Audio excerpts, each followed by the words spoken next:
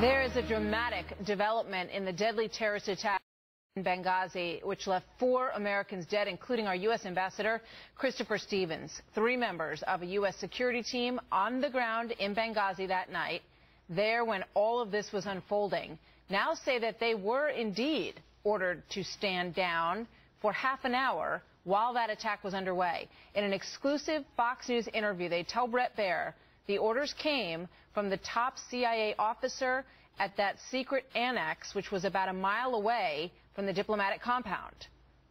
A number of people now, including the House Intelligence Committee, they insist no one was hindered from responding to the situation at the compound.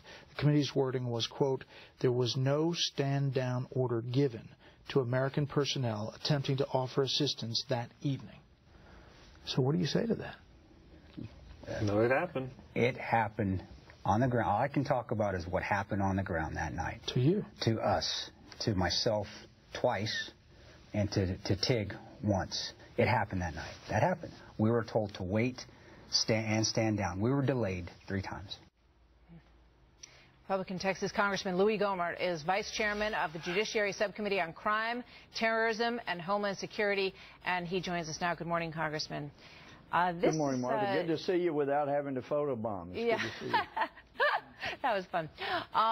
This is an amazing story. You know, I mean, it really has left the headlines for quite some time, but we've all waited to hear from the people who were actually on the ground, whose voices have been muffled in this entire conversation since it happened. What do you make of the discrepancy between what they say and what these committees on the Hill say happened?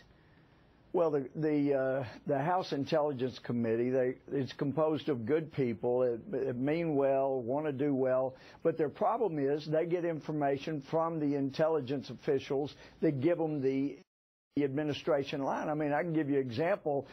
Several months after Benghazi attack happened, we were in a non-classified setting. We were being briefed by the head of the Intelligence Committee.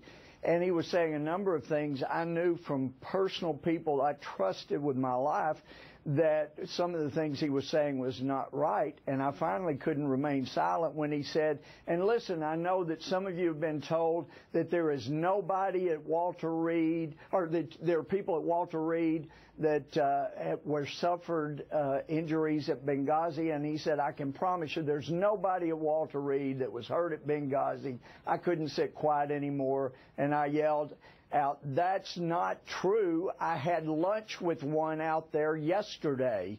And he was shocked to hear that. And then he came up later and said, "I checked with our intelligence people, and they say the guy you had lunch with, he's having physical therapy, but he's not there." And I said, his building is, and I told him where he was residing and his apartment, and he was there with his wife and his 2 little children, and his mother-in-law stayed with him, and I'd been with him, and I'd seen him and talked to him, and his information was just wrong. That just gives you an example, Martha, of how they've been fed false information. And I'll tell you something else.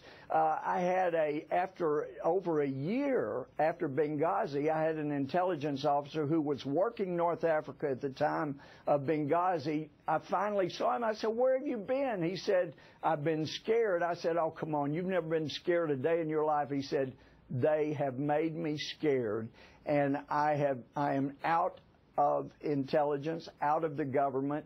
And so I thought maybe I could say hi now. This is how scary this administration has been to some of our people that have been willing to lay down their lives for their country, and they let those people die at Benghazi. They could have gotten planes there sooner. They could have gotten people there sooner. And anybody that knows anything will disregard what some of these high intelligence people have said and will get straight to the truth. And it's great to hear really American heroes come forward like these guys have.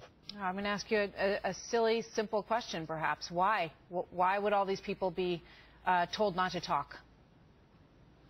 Well, that's a great question, but obviously somebody had a vested interest in keeping them quiet.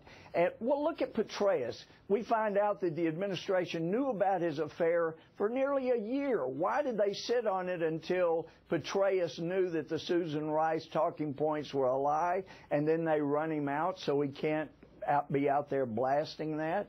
I mean, these people are very insidious in what they have done to some of the true patriots out there on the field, and it really needs to be exposed. And I know, Martha, I know there are people that would say, what difference at this point does it make? It makes a difference in saving the lives of patriots for the future. Yeah, I mean, these three people are speaking. They have a book that is coming out very soon, and they are telling their story. And we have not heard, you know, with the exception, I guess, of the testimony that we heard from the second-in-command station chief, who was in Tripoli, who was very compelling when he spoke before Congress about the concerned phone call that he got from Christopher Stevens saying that we're under attack. But now you've got these three individuals who were over at the Annex, and we remember that the Annex is where the final hours of this played out, and where Tyrone Woods and Glenn Doherty lost their lives. So these people were doing security over there. They are not going to be silent anymore. How does that change where this story heads? What happens now? Hopefully it will give courage to others, maybe who are still in the government service, to come forward. But I'm concerned that we won't get the truth until the real players are out of government service and feel free to come forward. I'll tell you another example in North Africa.